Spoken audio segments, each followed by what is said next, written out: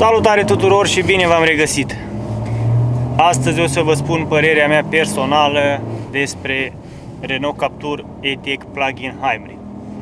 Am avut ocazia să-l conduc mai multe zile pe durata unui test de weekend și mi-am făcut așa o impresie despre mașină, despre motorizare, toată chestia asta cu plug-in hybrid, cu mașinile hibride care se pot încărca și la priză.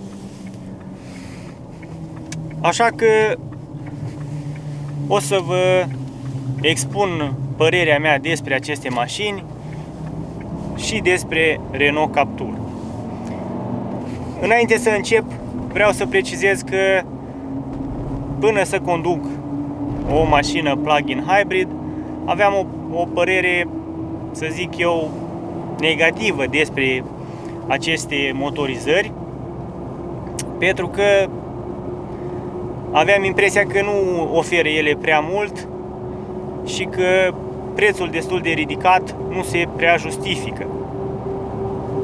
Adică îți cumperi o mașină hibridă, să spunem, care nu se poate încărca, deci care nu este plug-in, ai un consum un pic mai mic, dai o 2-3 mii de euro în plus față de o mașină cu motorizare normală, cu motor cu ardere internă, dar per total eu eram de părere că nu se merită.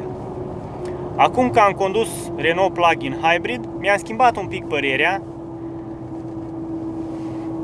dar numai pentru modelele care au și opțiunea de încărcare. După cum știți, Renault Captur este disponibil și în versiunea hybrid simplă, ca să zic așa, fără posibilitatea de a fi încărcat la o priză electrică.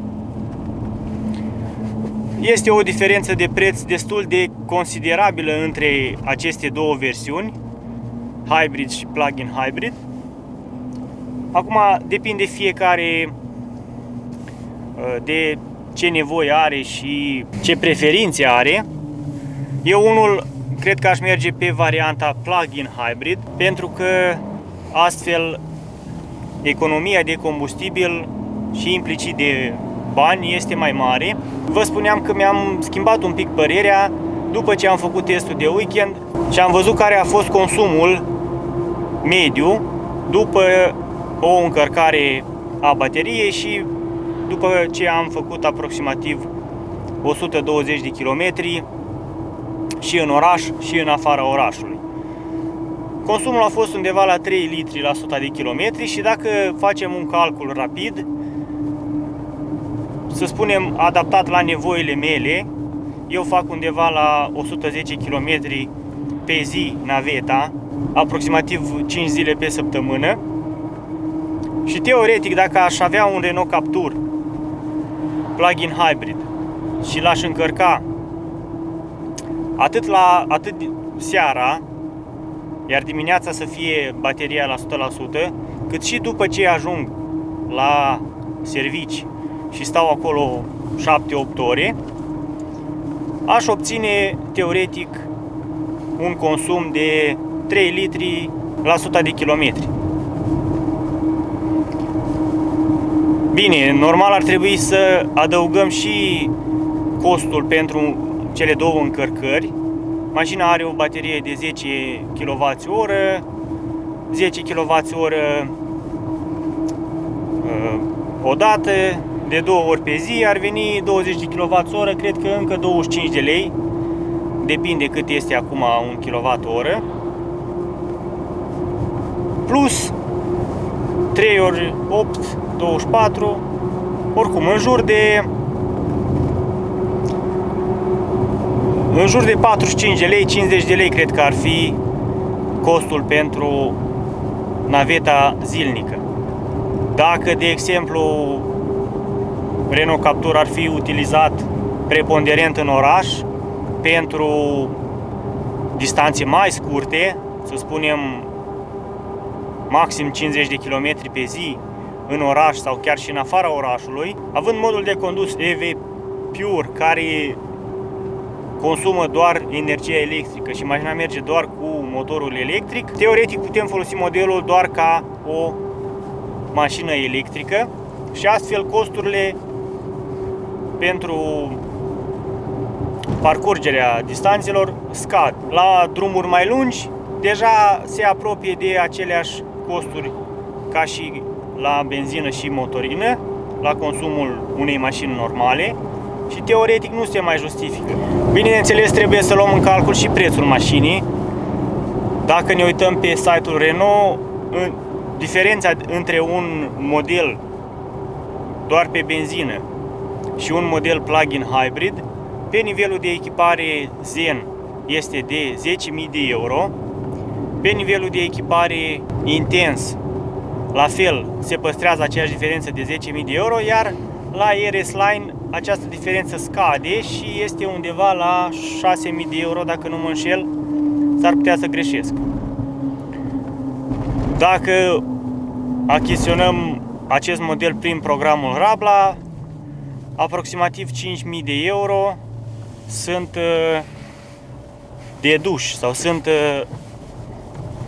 economisiți cu adăugarea unui tichet sau a unei rable. Dar chiar și așa tot avem o diferență de 5.000 de euro care teoretic s-ar economisi dacă mașina este folosită mai mult în modul electric, pe distanțe scurte și așa mai departe. Un alt avantaj pe care un plug-in hybrid vi-l oferă este eliminarea stresului, cel puțin la început, stresul care vine cu achiziționarea unei mașini electrice. Adică îți iei mașina electrică, te duci la drum lung sau te duci, nu știu, mergi undeva la țară, mergi, să spunem, undeva la munte, ești cumva ești forțat să cauți zone în care există fie stații de încărcare, fie locuri unde știi sigur că poți încărca mașina, nu știu, lăsată peste noapte la o priză normală sau chiar undeva unde în apropiere există o stație de încărcare. La un plug-in hybrid nu mai avem această problemă, pentru că dacă vrei o încarci, dacă nu o lași așa, ai alimentat, ai mers mai departe, nu mai pierzi timpul. Într-adevăr, nu sunt aceleași costuri ca la o mașină electrică, într-adevăr, nu este la fel de scumpă ca o mașină electrică, avem avantaje și dezavantaje. Dezavantajul, am mai zis, prețul destul de mare, dacă îl comparăm cu un Captur pe benzină, doar pe benzină. Dacă îl comparăm cu o mașină electrică, 100%, într-adevăr, este mai mică suma pe care o dați. Și cum am zis, pentru cine își dorește o variantă de mijloc și vrea să scape de stresul încărcării la drum lung sau în anumite zone, poate opta pentru un plug-in hybrid. Consumul pe care l-am obținut eu de aproximativ 3 litri, însă în anumite situații acest consum poate să scadă. Nu mai spun că la utilizarea preponderentă în oraș, dacă bateria este încărcată, acest consum poate să fie chiar zero în limita a 50-60 de km, că atât are bateria, că asta este autonomia bateriei. Și probabil cu un plin de benzină și cu încărcări, nu știu, zilnice ale bateriei,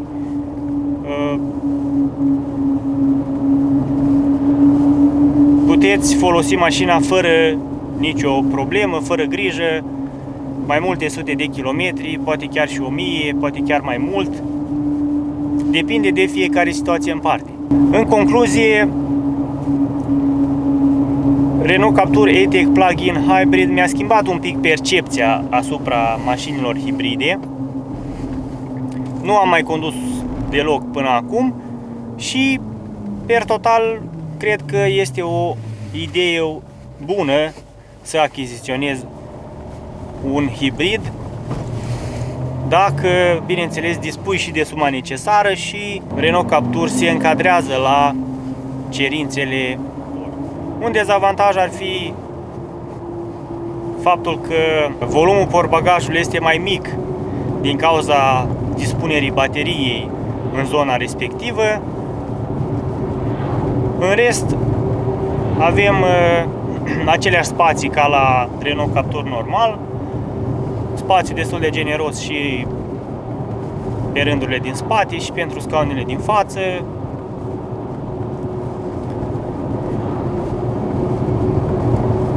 Per total este o mașină care arată foarte bine și mie îmi place destul de mult.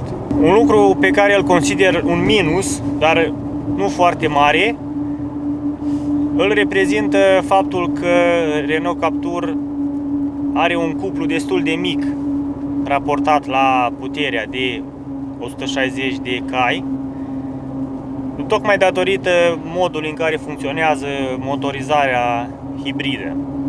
Avem o cutie de viteze multimodală cu 2 rapoarte pentru motorul electric și 4 rapoarte pentru motorul termic.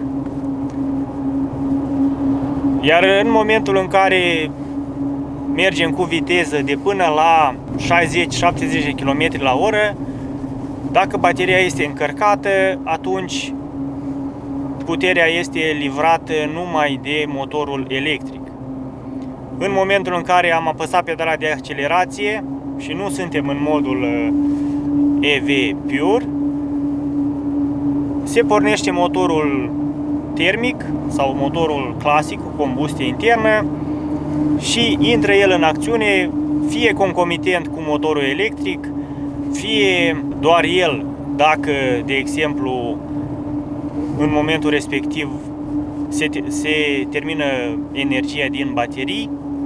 Însă în momentul în care intră în acțiune motorul termic, există un mic lag sau un moment, o jumătate de secundă în care efectiv ai călcat pedala de accelerație, dar mașina nu pleacă. Chestia asta cumva nu mi-a plăcut. Poate la anumite depășiri sau în situații în care trebuie să faci o depășire scurtă, s-ar putea să observi momentul ăla în care efectiv nu se întâmplă nimic și după aceea mașina pleacă. Dar, per total, între 0 și 70 de km la oră, mașina se comportă foarte bine. Având cutie de viteze sau fiind motor electric, nu se pierde niciun moment la schimbarea vitezelor. Chiar și când intrăm în funcțiune motorul termic, nu observăm nicio schimbare a vitezelor, cum este la o cutie automată EDC. Și asta este un lucru foarte bun. Singura problemă minoră, să spunem așa, se pierde un pic de timp în momentul în care trebuie să intre în acțiune motorul pe benzină. Dacă suntem în modul sport, atunci motorul acesta funcționează aproape în permanență și această problemă cumva este rezolvată. În schimb, avem un consum de combustibil mai mare în modul sport pentru că se merge preponderent pe motorul clasic. Cam acesta a fost clipul meu de azi. Părerea mea despre Renault Captur Plug-in Hybrid. Dacă vreți să vedeți modelul sau să îl testați, nu ezitați să sunați la numerele din descrierea acestui clip, să vă programați la un test drive, iar colegii de la Darex Auto vă vor oferi toate informațiile dorite. Vă mulțumesc pentru atenție, iar până data viitoare vă doresc drumuri bune. Pe curând!